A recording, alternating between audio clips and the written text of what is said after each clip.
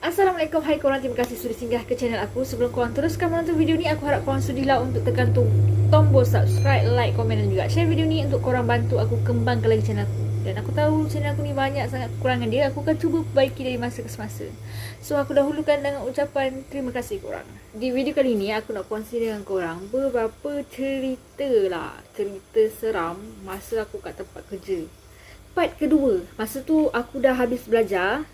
Lepas tu aku dah start kerja kat hypermarket yang ada kat Melaka. Aku punya department bahagian buat deco dengan harga tau. Dalam department aku 3 orang je. Aku seorang perempuan, yang 2 orang lagi tu lelaki. Dan kita ni rapat lah sebab kita 3 orang je kan. Dan salah seorang yang sama department aku tu pun kawan aku masa kat U tau. Aku yang tarik dia bawa masuk kat department aku. Satu hari tu aku kerja shift malam seorang. Yang 2 orang lagi tu dia kerja shift pagi lah kot, ataupun salah seorang rest day kan. Aku kawan dengan suami aku kat sana tau. Sebelum kita orang kahwin, suami aku tu pula maintenance yang kerja kat hypermarket tu. Selain daripada security guard, maintenance adalah orang yang terakhir akan keluar daripada suatu tempat tu, sebab dia yang tutup lampu, aircon semua tu, dia yang tutup. So malam tu dia datang kat aku, dia kata, "Weh, kau nak teman aku tak?" Masa tu aku kau lagi kan. "Weh, kau nak teman aku tak pergi tutup Swiss semua?" Lepas tu aku cakap lah time tu, "Tak nak lah, aku tunggu kau kat kereta je lah." Lepas tu dia hantar aku ke lift tau, kat dalam pigeonhole. Pigeonhole ni tempat letak barang-barang, kira store besar lah. Sebelum barang-barang tu dia orang letak kat department. So hari tu pigeonhole tu penuh tau. Penuh aku dengan kotak-kotak tinggi-tinggi. Aku rasa kotak tisu aku rasa tisu bersampai. Lepas tu masa dia nak hantar aku masuk ke dalam pigeonhole tu, dia ada 2 lift tau. Satu lift angkut-angkut barang, satu lagi lift untuk staff ataupun barang-barang ringan boleh lah. Lepas tu nyamuk ni makin melampau pula. Nak jadikan cerita, masa dia hantar aku kat kau tahu nyamuk ni. Masa dia hantar aku kat lift tu, tiba-tiba ada bunyi orang ketawa.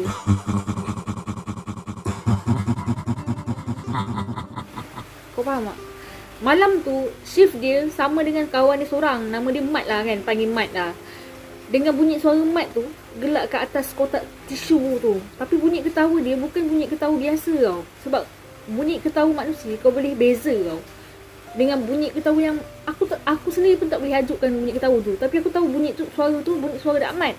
Masa tu aku dengar suara kita orang, bukan aku je, dia pun dengar bunyi suara Dak Mat gelak atas kotak tu. Kau bayangkan kotak tisu kot. Lepas tu Dak Mat ni badan dia boleh tahan berisi.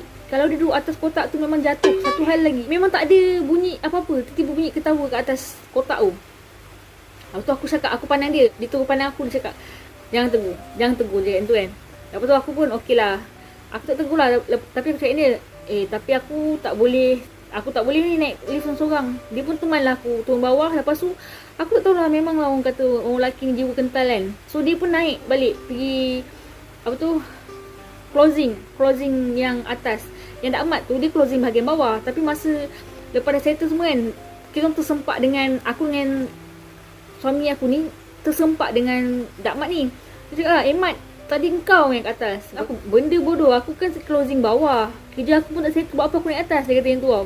Lepas tu dia kata, kau kan tadi. Lepas tu yang suami aku ni pun pandang ni, macam buat isyarat mata tau. Lepas tu Dak Mat macam dia tak faham. Tapi dalam masa sama dia pun dengar aku lah. Dia kata, yelah, tadi aku. Lepas tu dia tak faham tau. Aku dapat rasakan memang tadi tu bukan Dak Mat tau. Tapi yang suami aku cakap ni, cerita luar. Dia tak kasih cerita dalam hypermarket tu lah, kawasan tempat benda tu kan. So dia tak kasih cerita dalam tu. Dia suruh kita orang keluar dulu. Lepas settle closing semua, aku tunggu kat kereta. Tapi masa tu dah masa sama badan aku menggigil kot, sebab aku dah terperanjat kan. Lepas tu dah settle semua, dia tengah cerita-cerita dengan aku. Sekali Dak Mat datang naik motor. Dia kata, lepas tu dia datang, dia cakap, apa hal tadi weh? Lepas tu kita orang pun cerita, tadi dengar bunyi suara kau ketawa kat atas kotak, kat atas bodoh. Sebiji suara kau, tapi lain sikit bunyi dia. Bunyi dia perlahan tau, dekat. Bunyi dia macam dekat atas kepala kita orang. Atas kepala kita orang. Kau bayangkan, memang dekat gila. Tapi kita orang tahu tu bukan Dak Mat. Suara Dak Mat, tapi bukan, cara dia gelak tu bukan suara Dak Mat. Itu yang pertama. Yang kedua, masa tu kiranya aku baru-baru lagi lah beli kereta. Lepas tu yang kawan aku yang sama department ni, yang kita orang rapat macam adik-beradik ni, aku tak pasti kenapa hari tu 3 orang ada sampai malam tau. Selalunya ada 2 orang ataupun seorang je waktu malam. Sebabnya kita ada shift pagi dengan petang kan. Hari tu aku tak pasti kenapa 3-3 sekali ada waktu malam. Sampai mungkin 3-3 buat full, aku tak pasti. Sebab kadang-kadang waktu perayaan kita nak sediakan deko ataupun promosi, kita nak sediakan tanda harga tu memang sampai ke malam lah, kena buat full. Lepas tu malam tu masa nak balik, yang 2 orang ni dia orang nak test drive aku punya kereta. Masa tu aku memang nak balik dah, sebab aku memang cadang nak balik kampung tau time tu. Kampung aku pun dalam Melaka juga, tapi jauh jugalah kan kalau aku bawa dalam masa sejam. Tapi masa tu aku tak sampai hati lah nak tolak, sebab dia orang kata dia nak test drive aku punya kereta tu. Aku pun okey je lah. Aku pun tunggu kat luar, kat parking hypermarket tu, yang dia orang ni naik kereta aku, bawa test keliling-keliling hypermarket tu, kat luar kawasan semua tu lah. So lepas dah settle dia orang test drive aku punya kereta tu, aku pun naik kereta, cakap bye semua. Aku pun terus dah menuju balik ke kampung aku. Lepas tu masa dalam perjalanan tu, kalau korang orang Melaka kan, korang mesti perasan yang dekat nak sampai ke Sungai Udang tu, ni cerita lama tau. Masa tu yang highway ke jalan besar tu tak ada lagi dua line macam tu. Dekat nak sampai dekat Sungai Udang tu, ada satu tempat buang sampah besar dulu kat situ kan. Memang daripada jauh pun dah bau kan.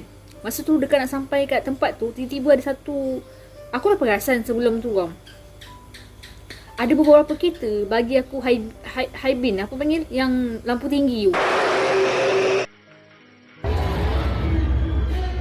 Dia main lampu tinggi aku kan. Aku macam, masa tu aku dah tak sedap hati. Sekali sampai kat tempat buang sampah yang besar tu, dekat-dekat yang sampai Sungai Udang tu, tiba-tiba ada orang bagi horn panjang kat aku tau. Lepas tu dia bagi lampu tinggi banyak kali. Aku dah terbayang dah masa tu cerita seram yang ada benda tompang aku ke, ada benda atas kereta aku kan. Memang masa tu aku dah lah bau masa tu busuk kan. Aku dah cakap, ya Allah. Masa tu aku fikir, aku nak teruskan perjalanan ke aku nak patah balik. Kalau aku patah balik dah nak separuh jalan. Time ni aku dah teringat kat hutan simpan yang sebelum sampai Mek Tanah tu. Dah lah kat sana, kiri kanan tak ada lampu jalan. Masa time tu lah, sekarang dah ada dah. Dah separuh jalan, teruskan je lah. Sebab masa tu, kalau shift malam, balik dekat pukul 11.30. Kau bayangkan kalau aku bawa dekat sejam, kiranya 12.30 sampai tempat kampung aku tu, rumah aku. Sampai ke rumah aku, horn panjang. Lepas tu mak aku dah buka pintu, aku terus lari masuk dalam. Mak aku bising kan, hon-hon kenapa kan. Aku tak kisah lah, lantak lah kan. Janji aku rasa aku dah selamat kan kat dalam rumah. Lepas tu esok tu aku cuti, naik kerja. Aku kerja shift malam lagi aku rasa. Tapi masa tu aku bukanlah nak berfikiran buruk kat kawan aku yang satu department aku ni. Sebab kita orang dah rapat macam adik-beradik kan. Tapi aku pelik lah, kenapa lepas dia orang naik je dah jadi macam tu. Aku pelik. Lepas tu aku cerita kat mak aku cakap, tak ada apa-apa dah tu, kau jalan kali jangan balik malam-malam semua kan. Tapi aku tak boleh tahan jiwa aku ni tau. Kalau masa tu kan bujang, sunyi duduk kat rumah sewa kan. So aku balik lah. Aku sewa rumah tu dengan adik dan kakak aku, tapi dia selalu balik kampung. So aku seorang-seorang kat rumah tu, bosan kan. So aku pun balik lah kampung, tak kisah. Selalunya memang aku suka balik malam sebab tak panas, tak jam. Kau tahu Melaka pun jam tau. Macam KL kill kan. Lepas tu aku naik kerja. Aku shift malam juga aku rasa. Tapi masa tu aku macam jarakkan diri jugalah dekat kawan aku tu. Kawan yang aku yang satu U ni. Lepas tu 2-3 hari lepas tu aku kerja shift malam lagi sekali dengan dia. Satu hari tu masa aku shift malam juga dengan dia. Masa tu dah balik kan, aku start kereta nak balik kan. Tiba-tiba dia hadang kereta aku tau. Dia kata, "Weh Umi, kau apa hal?" Dia kata tu. Aku cakap, "Apa hal apa?" Aku pula rasa nak cek gaduh time tu kan. Dia kata, "Kau dah kenapa tiba-tiba bagi lampu tinggi?" Aku cakap lah, bila masa aku bagi lampu tinggi? Masa tu aku tak terfikir apa-apa lagi tau. Aku cakap dia, "Kenapa? Bila masa aku bagi lampu tinggi?" Kiranya pandang dia atas bawah lah kan. Kau bagi lampu tinggi lah bodoh. Kau tahu tak, ni kalau kau bawa kat jalan raya ni, memang orang marah ni. Lepas tu kan, baru aku rasa kebodohan tu. Ya Allah, ya Tuhanku.